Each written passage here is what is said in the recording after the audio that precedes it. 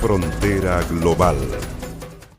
Bueno, ¿qué tal? ¿Cómo están? Bienvenidos a este nuevo episodio de Frontera Global. Hoy nos acompaña Daniel Parodi, él es historiador de Perú, de la Pontificia Universidad Católica del Perú, también de la Universidad Antonio Ruiz de Montoya. Muchas gracias por acompañarnos, Daniel. ¿Cómo estás? ¿Cómo estás, Andrea? Encantado. Bueno, partir preguntándote, Daniel, estamos a pocos días de las elecciones en Perú. ¿Cómo analizas tú el escenario de cara a lo que va a ser ya esta segunda vuelta y la definición entre Keiko Fujimori y Pedro Castillo? Bueno, muy difícil. En realidad, ambos candidatos están llegando, según las últimas encuestas, las últimas 4 encuestas han coincidido como nunca, ¿no? En establecer que entre ellos hay entre 1 y 2 puntos de diferencia, siempre en favor del candidato Castillo. Y el día domingo hemos tenido el último debate presidencial, que según los analistas aparentemente ha sido un empate, es decir, aparentemente no va a ser un factor que desequilibre la balanza. Ahora, veníamos de una tendencia de Keiko Fujimori acercándose a Pedro Castillo. No sabemos si la tendencia va a continuar o si ya, digamos, la muestra se va a mantener. Estamos en absoluta incertidumbre. Parece que va a ser un final de película, digamos, ¿no?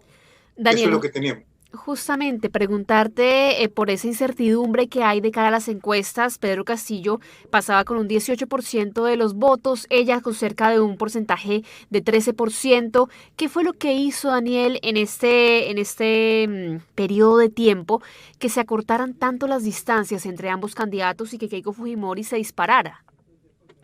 Bueno, en realidad Keiko Fujimori no estaría en la situación en la que está frente a ningún otro candidato, porque es la política peruana que tiene más rechazo ante la población, según las encuestas, ¿no? Y esto es tanto por el recuerdo de la corrupción y el autoritarismo del gobierno de su padre, del cual ella fue primera dama, y también por su actuación reciente, donde ella es lideresa sin ser parlamentaria, pero ella es lideresa desde el año 2016 de una bancada extraordinaria de 73 congresistas que se dedica a obstruir el gobierno de Pedro Pablo Kuczynski, luego a obstruir el gobierno de Martín Vizcarra, hasta que finalmente el Congreso es cerrado. Entonces ella se muestra un poco como alguien intolerante, como alguien autoritario, entonces tiene un gran rechazo. La única razón por la que está disputando la presidencia es por las características del otro candidato, que el otro candidato es absolutamente inesperado, ¿no? Nadie se imaginaba que llegase a la segunda vuelta. Él es un candidato provincial, ¿no? Es un hombre de origen humilde, es un maestro de escuela rural, proviene de un partido de izquierda radical, y la campaña de Keiko Fujimori ha sido una campaña de miedo y ha logrado que sobre todo las clases medias, que este discurso del miedo a un gobierno comunista, a un gobierno que puede hacer del Perú otra Venezuela, digamos, cale bastante. Entonces es la circunstancia del otro candidato la que explica que Keiko esté disputando la presidencia, y un ambiente de crispación y de polarización muy grande también que estamos viviendo. Preguntarte justamente por eso, Daniel, ¿de dónde sale Pedro Castillo? ¿Por qué este hombre irrumpe en la campaña presidencial del Perú prácticamente una semana antes de la primera vuelta? Antes casi que ni se veía en las encuestas. ¿Cómo surge y su partido también, qué tan conocido es y por qué atrajo tantos votantes en esta recta final? Bueno, surge por muchas razones.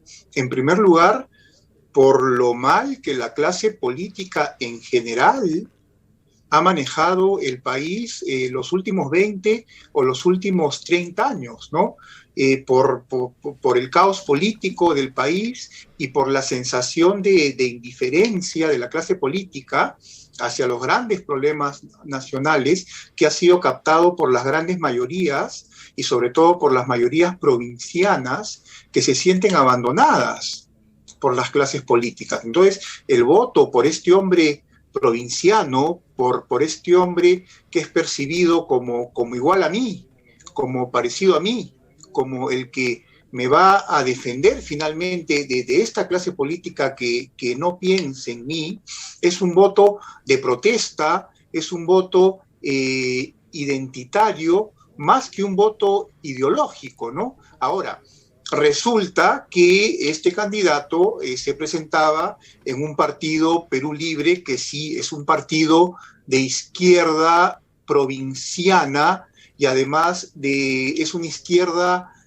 conservadora. Es un partido muy especial porque combina la ideología de izquierda con la cosmovisión andina, que es bastante conservadora, que tiene elementos misóginos. Ahora, durante la campaña y puesto en la segunda vuelta, que era un aspecto que Castillo no se esperaba, él ha tenido que moderar su discurso, él no tenía técnicos. Entonces, él ha sido auxiliado por la otra izquierda, por la izquierda de Juntos por el Perú, de Verónica Mendoza, que ha puesto sus técnicos a su disposición y ha comenzado a construir un programa de gobierno en realidad, porque era un hombre que no se esperaba estar en la segunda vuelta.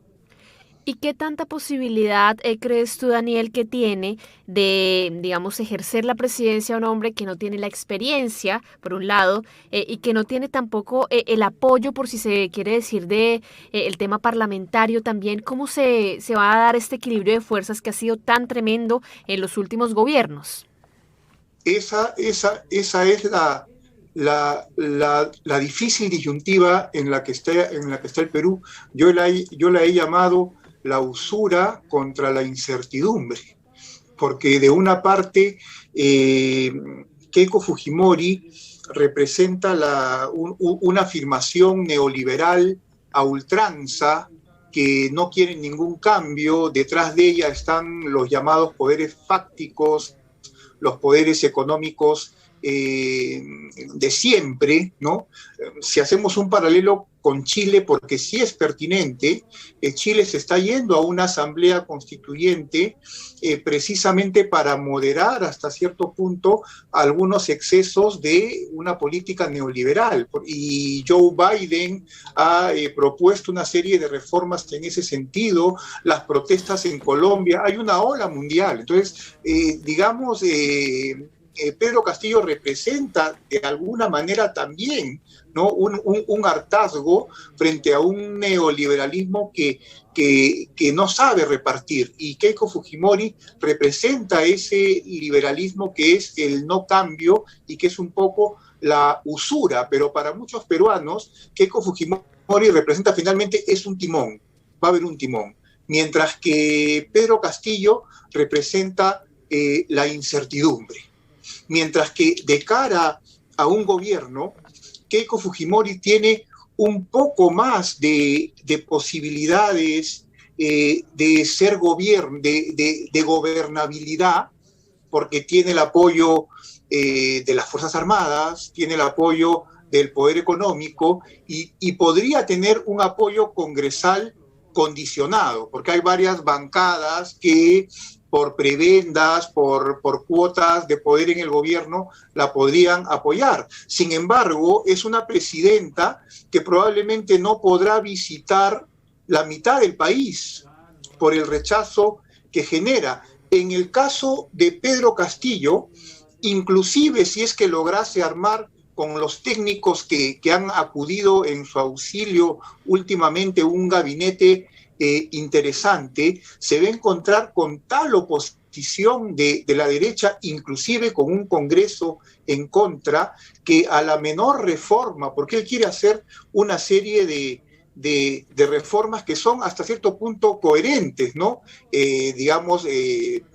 impuestos a las sobreganancias mineras, el pago de deudas tributarias por parte que deben hace muchos años las grandes corporaciones, revisar las condiciones de operatividad de las AFPs, ¿no? Ha moderado bastante su discurso, pero cualquier reforma que él proponga al sistema va a encontrar la inmediata oposición y el inmediato escándalo, ¿verdad?, ¿no?, de esta derecha que tiene la mayoría congresal, ¿no?, y además respaldada por las corporaciones, por la derecha empresarial. Entonces, no lo van a dejar gobernar. Entonces, en ambos casos el escenario es complicado, Andrea.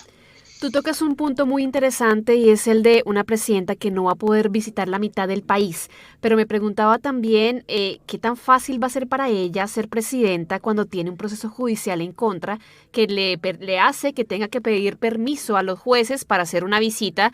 Creo que la semana pasada no se le permitió ir a un foro en Quito. ¿Cómo va a ser una presidenta para venir a Chile o para ir a cualquier otro país si depende de del aval judicial por este proceso de corrupción que ella enfrenta? Bueno, el tema es el siguiente.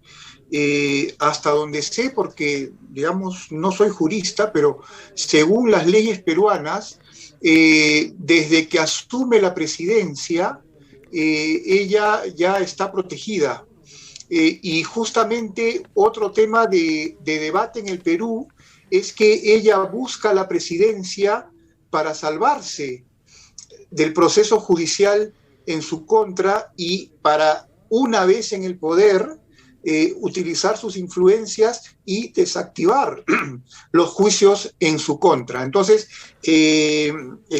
existe en la legislación la protección de que al presidente no se le puede juzgar mientras esté en el ejercicio del cargo. Ella en ese sentido no tendría problemas para ejercer su función, pero queda esta sensación en la moral de la ciudadanía, ¿no?, de que el ser electa presidenta la salva de una eventual sentencia que el fiscal ha fijado en 30 años de pena privativa de la libertad. Finalmente preguntarte, Daniel, por el tema de esta asociación permanente que se hace entre Pedro Castillo y Venezuela. Tú que eres historiador, ¿qué tanta cabida tiene este discurso en un país como Perú? Como que da la sensación que en cada elección en Iberoamérica, en América Latina, en España, siempre está el fantasma de que el candidato de izquierda se asocia con Venezuela. ¿Qué tan posible es que realmente haya una irrupción o un quiebre de la democracia en Perú si gana Pedro Castillo como presidente? A ver, hay dos cosas y quiero ser muy sincero. Perú Libre es un partido en su origen de izquierda radical, eso está claro. Y es un partido que su programa lo acerca en realidad más a Evo Morales y a Correa. Él habla mucho de imitar con el gas de camisea la negociación que hizo Bolivia con Repsol y su gas, por ejemplo, ¿no? Él está más cerca de las reformas de Correa y de las reformas de Evo Morales, pero es un partido de izquierda radical, y en el programa original, que es el programa que además redacta Vladimir Cerrón, que ha sido un personaje muy utilizado por el fujimorismo para atacar a Castillo, porque es como el demonio tras Castillo, o por lo menos lo presentan como el poder tras Castillo. Entonces, es un partido de izquierda radical, sin duda. Ahora, me late que otra cosa es Pedro Castillo y su circunstancia, es decir, Pedro Castillo en la segunda vuelta y Pedro Castillo analizando que no tiene mayoría congresal, Pedro Castillo que no es Vladimir Cerrón, que es un hombre cuya trayectoria política no es completamente, digamos, su historia política no es un militante desde el origen de Perú Libre, que ha estado cerca del presidente Toledo, que ha tenido algún acercamiento al fujimorismo en determinado momento, que ha sido más un líder sindical, entonces, que es un hombre más de negociación, que es un hombre con cierta muñeca política y que tiene que adecuarse a una circunstancia donde sabe que no va a tener mayoría política y que va a tener que moderar sus planteamientos. Él no tiene ninguna posibilidad real, ¿no? Por más que tuviese la intención, que yo lo dudo, él no tiene ninguna posibilidad real, ¿no?, de acomodar el Perú a un modelo además fallido, y creo que tiene el entendimiento que lo es, como el modelo venezolano. El problema con Pedro Castillo es que él está armando estos días un programa desde la nada, porque él no se imaginaba en la segunda vuelta. Entonces, esa es la incertidumbre de la que te hablo y la que hace que un buen sector de los peruanos hayan migrado hacia la otra candidata, a pesar de toda la estela o de toda la mochila que carga, ¿no? Perfecto, Daniel Parodi, historiador peruano, muchísimas gracias por acompañarnos en este episodio. Encantado, Andrea, hasta cuando quieran. Hasta luego. Frontera Global.